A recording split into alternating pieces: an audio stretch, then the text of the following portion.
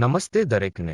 આપણા engineering drawing અને computer graphics પરના NPTEL ઓનલાઈન પ્રમાણપત્ર અભ્યાસક્રમોમાં આપનું સ્વાગત છે. હું મિકેનિકલ એન્જિનિયરિંગ IIT ખડગપુરથી રાજારામ છું. હવે આપણે મોડ્યુલ 1માં એન્જિનિયરિંગ ડ્રોઈંગનો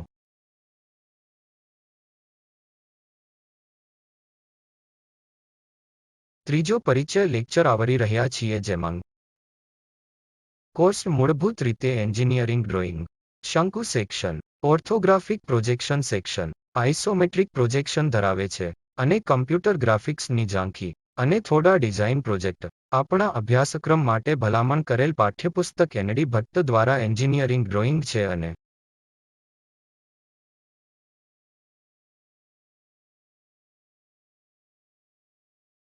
અન્ય મુખ્યત્વે આપણે છેલ્લા 2 વ્યાખ્યાનમાં આ પાઠ્યપુસ્તકને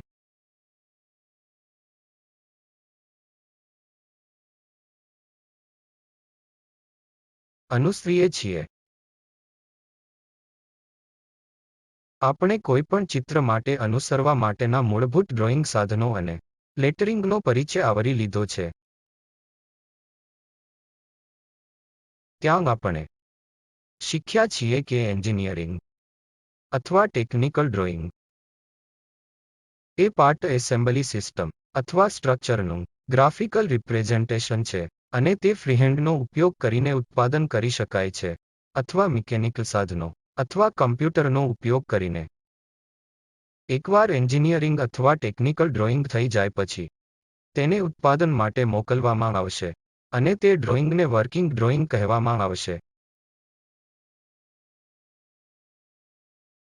વર્કિંગ ડ્રોઈંગ્સમાં ઉત્પાદન તબક્કા દરમિયાન ઉપયોગમાં લેવાતા તકનીકી રેખાંકનો સમૂહ છે, જેમાં ઉત્પાદન અને એસેમ્બલ માટે જરૂરી તમામ માહિતી હોય છે.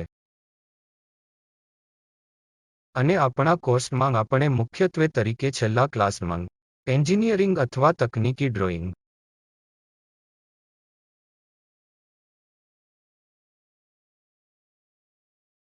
પર ફોકસ કરીએ છીએ.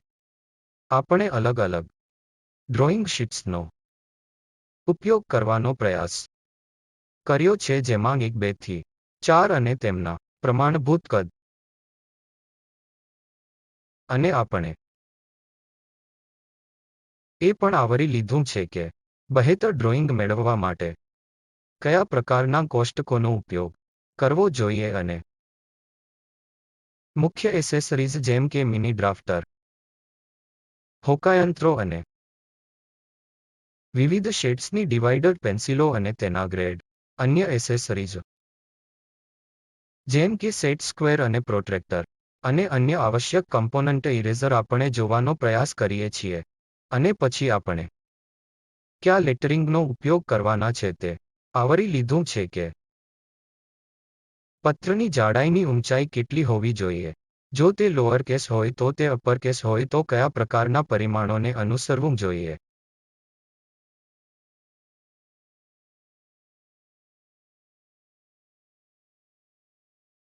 આપણે આજના લેક્ચરમાં જોવાનો પ્રયાસ કરીશું ડ્રોઈંગ શીટ માટે કયા લેઆઉટનો ઉપયોગ કરવો જોઈએ અને ડાયમેન્શનિંગ અને સહનશીલતાનો ઉપયોગ અથવા ડ્રોઈંગ શીટમાં ઉલ્લેખ કરવો જોઈએ. તે અમે આવરી લઈશું, અને અમે મુખ્યત્વે સમજીશું કે લાઇન વળાંક અને અન્ય વસ્તુઓનું ડાયમેન્શન કેવી રીતે કરવું અને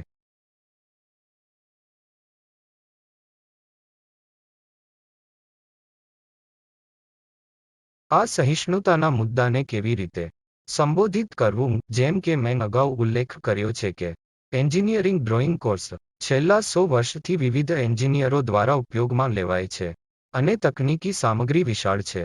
જો કે આપણે એક પાઠ્યપુસ્તકની ભલામણ કરીએ છીએ, પરંતુ આ સામગ્રી વિવિધ સ્ત્રોતોમાંથી લેવામાં આવી છે. જ્યારે પણ કોઈ સ્ત્રોત હોય ત્યારે આપણે તેમને સંપૂર્ણપણે સ્વીકારીએ છીએ. જો નહીં તો આપણે અન્ય ઓનલાઈન સંસાધનોનો પણ આભારી રહીશું. આ ડ્રોઈંગ શીટ લેઆઉટમાં પ્રમાણભૂત લેઆઉટનો ઉપયોગ કરવાનો હોય છે, અને આ પ્રમાણભૂત લેઆઉટ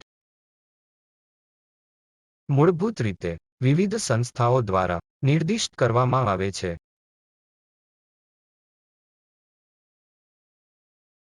આમાં પ્રમાણભૂત એકરૂપતા, કાર્યક્ષમતા અને ચોક્કસ ગુણવત્તા પ્રાપ્ત કરવાના હેતુથી સામગ્રી અથવા પ્રક્રિયાઓ માટેના ભાગોના સ્પષ્ટીકરણનો સમૂહ છે. તેથી આ એવા પ્રોટોકોલ છે જે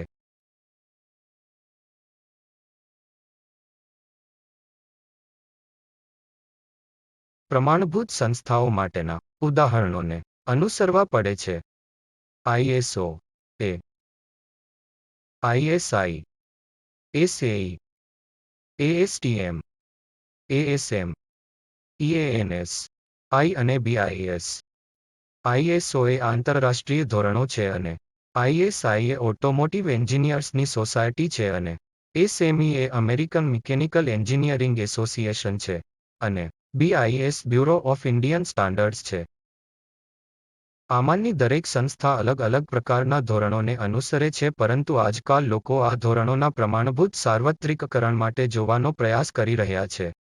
અને મુખ્યત્વે આપણી ડ્રોઈંગ શીટ માટે આપણે ભારતીય ધોરણોના બ્યુરો સાથે જઈએ છીએ, જે આ છે.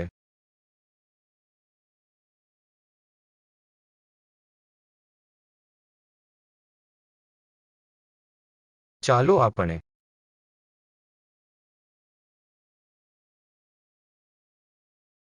ડ્રોઈંગ શીટ લેઆઉટનો ટેમ્પલેટ જોઈએ તો અહીં આપણે જે ચીજવસ્તુને ટ્રીમ કરેલી ધાર બતાવી રહ્યા છીએ તે કાગળ છે કે જેના સુધી કટ કરવામાં આવ્યો છે. એ નોટ શીટ અથવા ચાર્ટ શીટ જે આ લેન્થ અને પહોળાઈ સુધી ઉપલબ્ધ છે. ડ્રોઈંગ શીટ લેઆઉટમાં તે ધાર સુવ્યવસ્થિત ધાર કહેવાય છે. આપણે સામાન્ય રીતે આ સ્પેસની અંદર ટાઇટલ બ્લોક, કદાચ વિવિધ પ્રકારના ડ્રોઈંગ્સ જોઈએ છીએ, કેટલીક સરહદ માહિતી, અમુક પ્રકારના અક્ષરો જેમ કે ABCD અને અમુક નંબરિંગ જેમ કે 1 2 3 4. અને આ ટાઇટલ બ્લોક અને કિનારીઓ વચ્ચે કેટલી સ્પેસ બાકી છે અને સરહદની પહોળાઈ કેટલી હોવી જોઈએ તે જાણવા માટે પ્રમાણભૂત પ્રોટોકોલનું પાલન કરવું પડશે. અને આ ક્લાસમાં તે ડ્રોઈંગની લેન્થ કેટલી હોવી જોઈએ. આપણે ડ્રોઈંગ શીટ લેઆઉટ માટે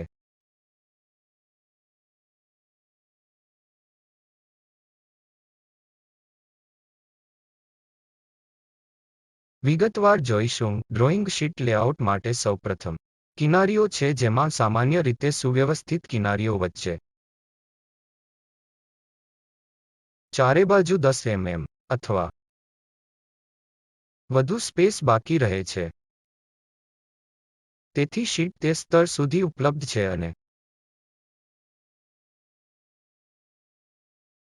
આપણે તેને ટ્રીમ શીટ તરીકે બોલાવીએ છીએ અને ત્યાંથી સામાન્ય રીતે આપણે ન્યૂનતમ અંતર સાથે લંબચોરસ બ્લોક બાંધીએ છીએ, કારણ કે 10 mm અથવા mm કરતાં વધુ કની પણ હંમેશા ભલામણ કરવામાં આવે છે. જો આપણે જોતા હોઈએ કે 10 mm, 10 mm અને 10 mm ન્યૂનતમ ઉપયોગ કરવો પડે તો ક્યારેક આપણે અહીં 10 mm વાપરી શકીએ. કદાચ આ 20 mm હશે તે પણ સારું છે, પણ ઓછામાં ઓછું 10 mm જાળવવું પડશે.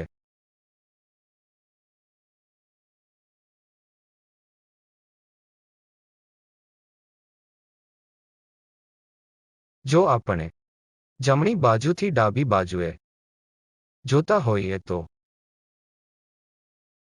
આગળનું માર્જિન ભરાઈ રહ્યું છે. જો આ સીમારેખાઓની પહોળાઈ ડાબી બાજુએ થોડી પહોળી છે અને આ જમણી બાજુની તુલનામાં પહોળી છે, અને તે જગ્યા વધારાની સ્પેસ જે પણ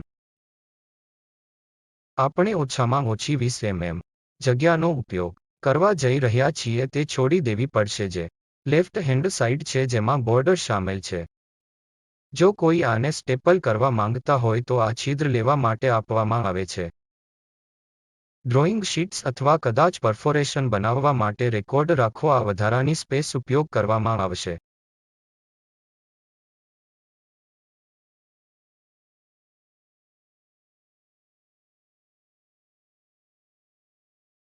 ડ્રોઈંગ શીટ લેઆઉટ માટે અન્ય એકને સંદર્ભ ગ્રીડ સિસ્ટમ કહેવામાં આવે છે, જે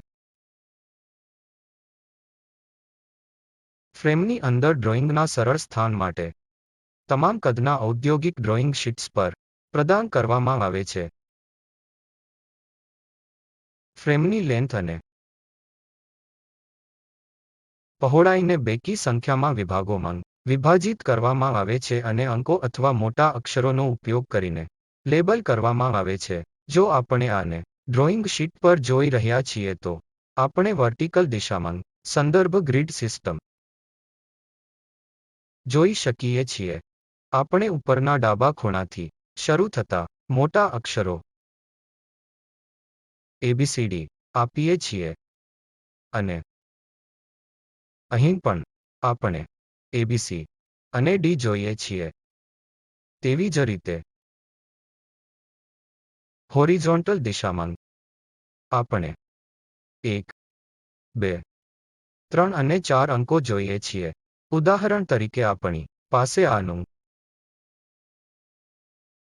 એક ડ્રોઈંગ છે. અહીં તે જ ભાગ અથવા અન્ય વસ્તુઓનું બીજું ચિત્ર હોઈ શકે છે. આ સંદેશને વધુ સારી રીતે પહોંચાડવા માટે આપણે સામાન્ય રીતે આ સંદર્ભ ગ્રીડ સિસ્ટમ સાથે જઈએ છીએ, જે ભાગ તે સંદર્ભ ગ્રીડ સિસ્ટમમાં હશે, જેમ કે 3, 4 અને C અને B માહિતી.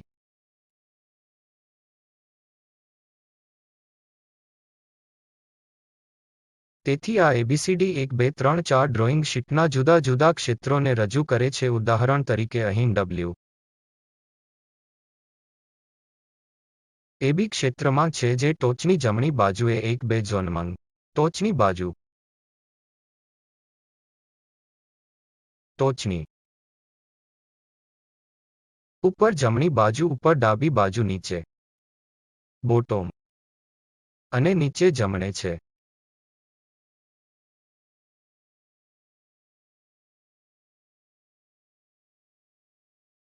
હોરિઝોન્ટલ ધાર સાથે ગ્રીડ અંકોમાં લેબલ થયેલ છે, જ્યારે ઊભી ધાર સાથે ગ્રીડ્સ કેપિટલ અક્ષરો અથવા અપરકેસ અક્ષરોનો ઉપયોગ કરીને લેબલ આપવામાં આવે છે. દરેક ગ્રીડની લેન્થ 25 mm અને 75 mm વચ્ચે હોઈ શકે છે. તે ડ્રોઈંગ શીટ પર આધાર રાખે છે, જે આપણે આ નીચલી મર્યાદાઓ અથવા ઉપલા મર્યાદાઓનો ઉપયોગ કરીએ છીએ.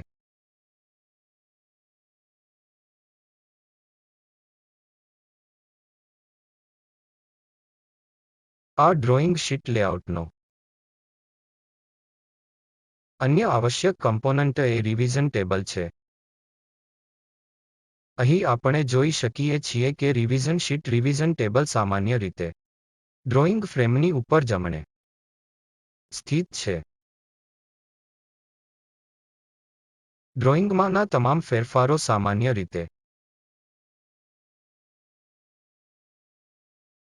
આ એન્જિનિયરિંગ ડ્રોઈંગ્સ માટે દસ્તાવેજીકૃત હોવા જોઈએ. એકવાર કમ્પોનન્ટ મળ્યા પછી અને જો કોઈ પુનરાવર્તનની જરૂર હોય તો સામાન્ય રીતે ડ્રોઈંગ શીટ માટેના પુનરાવર્તન સાથે વધુ એક ડ્રોઈંગ શીટ પ્રદાન કરવામાં આવશે.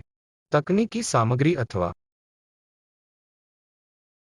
માહિતી કોષ્ટક તરીકે પ્રદાન કરવામાં આવશે, જેને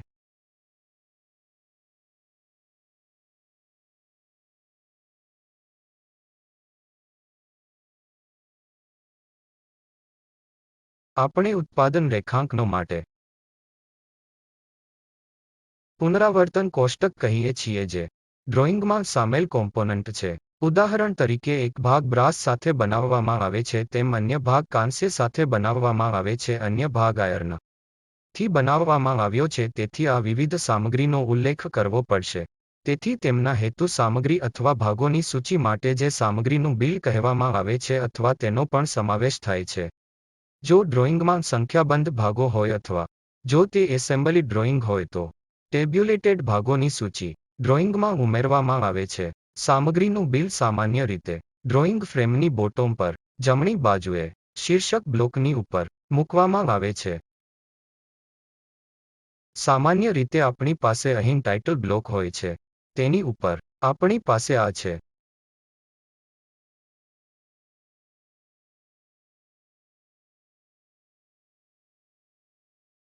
ચાલો આપણે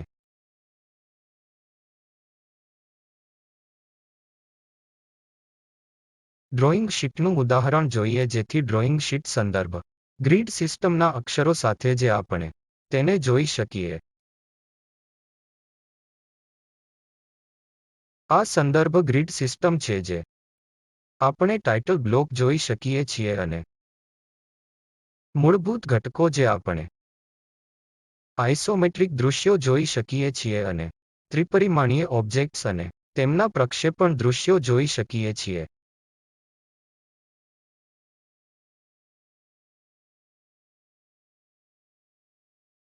જો કોઈ આંતરિક વિગતો વગેરે બતાવવાની હોય તો તે પણ બતાવવામાં આવશે.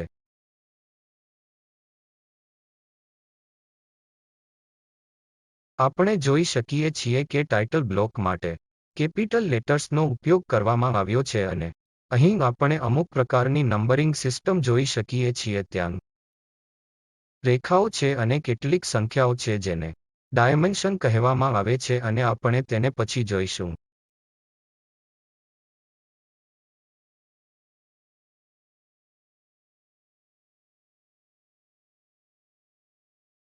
હવે ડ્રોઈંગ શીટના પરિમાણો પર પાછા આવીએ છીએ, જ્યાં આપણે ચિત્રો બતાવ્યા છે.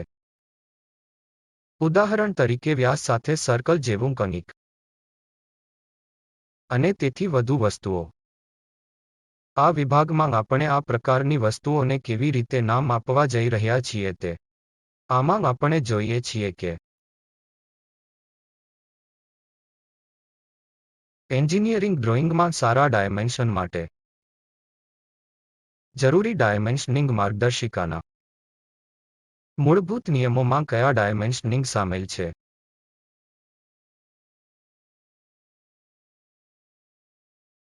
ચાલો આપણે પ્રથમ ભાગ જોઈએ કે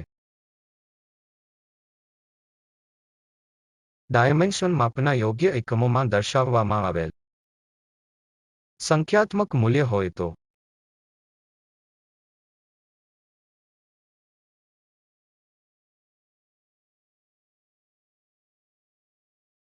આપણે કદ અને ડિઝાઇન અથવા મોડેલ આકારની સ્થિતિ દર્શાવવા માટે ડાયમેન્શનનો ઉપયોગ કરીએ છીએ. અને માપ સ્થાન, ઓરિએન્ટેશન, ફોર્મ અથવા ભાગની અન્ય ભૌમિતિક લાક્ષણિકતાઓને વ્યાખ્યાયિત કરવા માટે વપરાય છે. ઉદાહરણ તરીકે હું આ લંબચોરસને રજૂ કરવા માંગુ છું.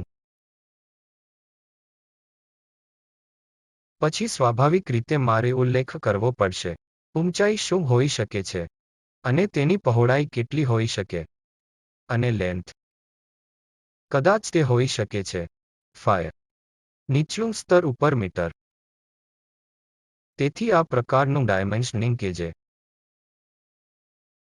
આપણે આ લેક્ચરમાં શીખવા જઈ રહ્યા છીએ તે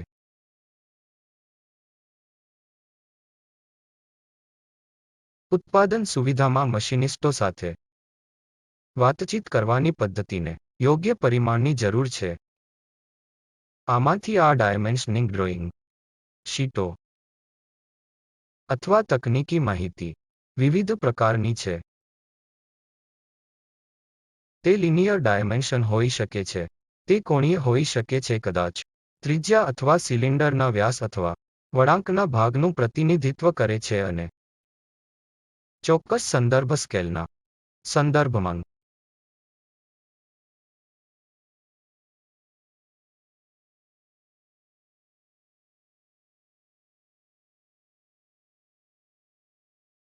ચાલો આપણે અહીં પરિમાણોની મૂળભૂત ટર્મિનોલોજી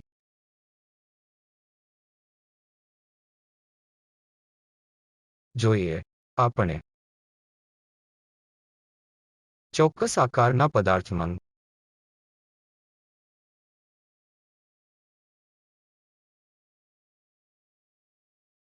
બતાવી રહ્યા છીએ.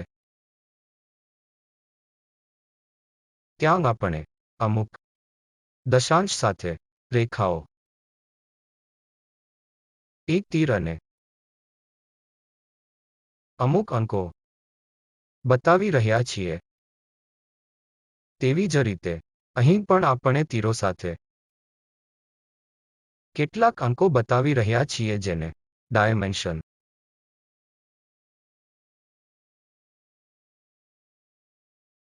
કહેવામાં આવે છે. તે ચોક્કસ રીતે આ મોટા સ્કેલની માહિતી છે. તેથી આપણે કહીએ છીએ કે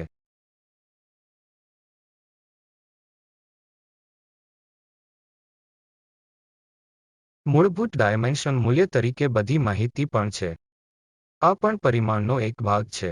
તેથી આ ડાયમેન્શન છે. આ પણ ડાયમેન્શન છે. ડાયમેન્શનલ મૂલ્ય છે અને આ લેન્થ ડાયમેન્શન છે.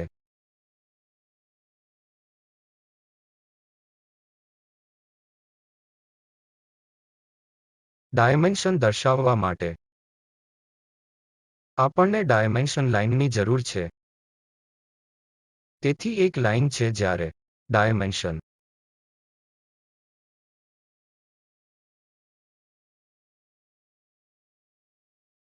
સમાપ્ત થાય છે.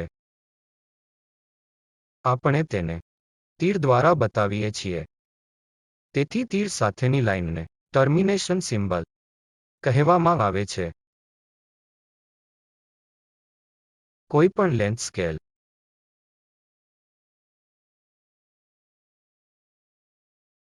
જેનો આપણે ઉપયોગ કરવા માંગીએ છીએ જ્યારે આપણે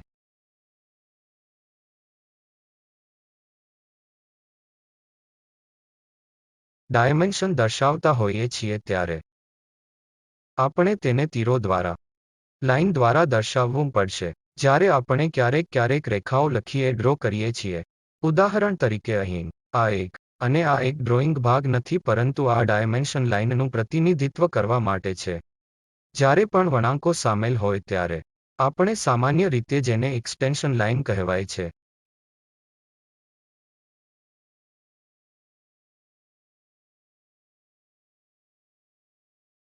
તેનો ડ્રો કરીએ છીએ. તે ડાયમેન્શનની ત્રિજ્યા બતાવવાની સામાન્ય પ્રથા છે. ઉદાહરણ તરીકે અહીં આપણી પાસે અર્ધવર્તુળાકાર આર્ક છે. તેથી તેની ત્રિજ્યા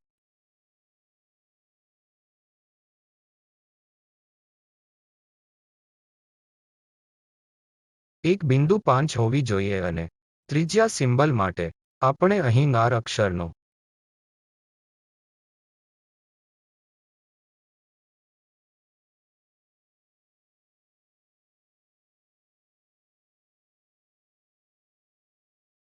ઉપયોગ કરીએ છીએ. આપણે લીડર લાઇન બતાવી રહ્યા છીએ. આ એક રેડિયલ લાઇન પણ છે. તેથી આપણે જોઈ શકીએ છીએ તે દિશામાં એક એરોહેડ છે જે phi વ્યાસ સિમ્બલ રજૂ કરે છે અને એક બિંદુ 0 તે ડાયમેન્શન મૂલ્ય છે.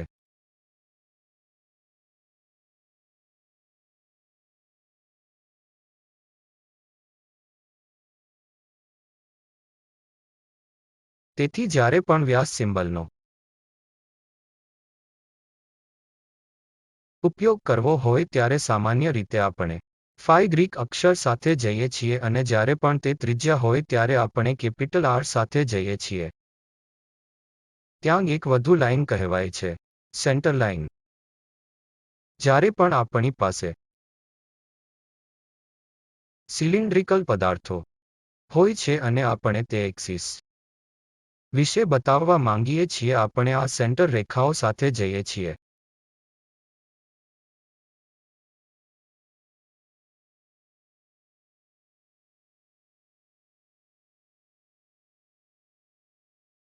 જ્યારે પણ આપણે સંદર્ભ પરિમાણોને રજૂ કરવા માંગીએ છીએ ત્યારે આપણે તે પેરેન્થિસિસ અને 2.50 નો ઉપયોગ કરીએ છીએ. તે સૂચવે છે કે આ લેન્થ 2.5 હોવી જોઈએ. તે ડ્રોઇંગમાં હોઈ શકે છે તે 2.5 ન હોઈ શકે.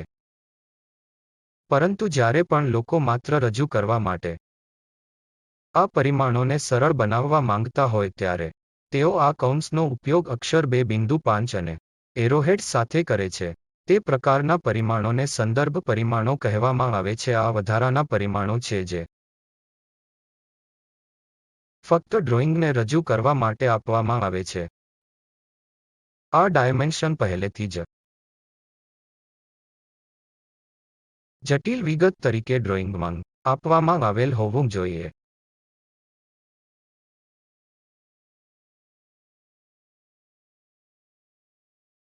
ચાલો આપણે અન્ય ડ્રોઇંગ જોઈએ. અહીં આપણે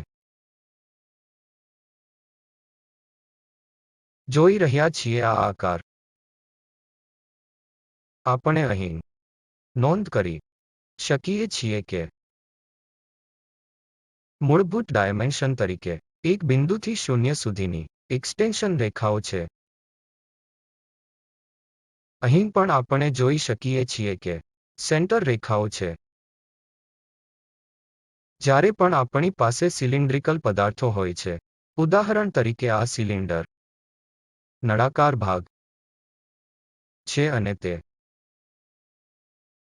એક્સિસ જેવા કંઈક રજૂ કરવા માંગે છે, આપણે તે સેન્ટર રેખાઓનો ઉપયોગ કરીએ છીએ જ્યારે પણ સામગ્રી બહાર કાઢવામાં આવે છે તે બતાવવા માટે અથવા જ્યારે પણ સામગ્રી શરૂ થવાની હોય ત્યારે આપણે તેને આ ડેશવાળી રેખાઓ દ્વારા બતાવીએ છીએ. આ અંદરની વિગતો છે. આપણા કોર્સ દરમિયાન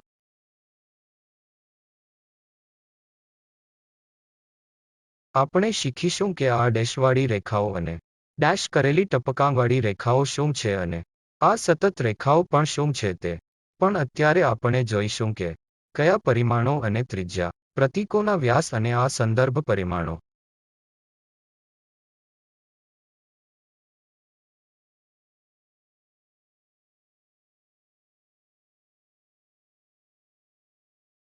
જ્યારે પણ ડાયમેન્શન સ્કેલ ન કરવાના હોય ત્યારે સામાન્ય રીતે આપણે તે લાઇનને તે તીર દ્વારા રજૂ કરીએ છીએ જે એક રેખા દર્શાવે છે જે પોઈન્ટ્સ 7-5 દર્શાવે છે.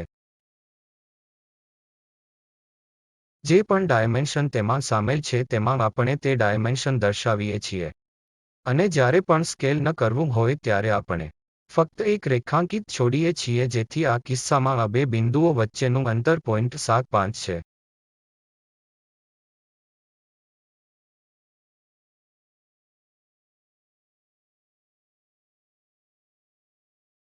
ખૂબ ખૂબ આભાર.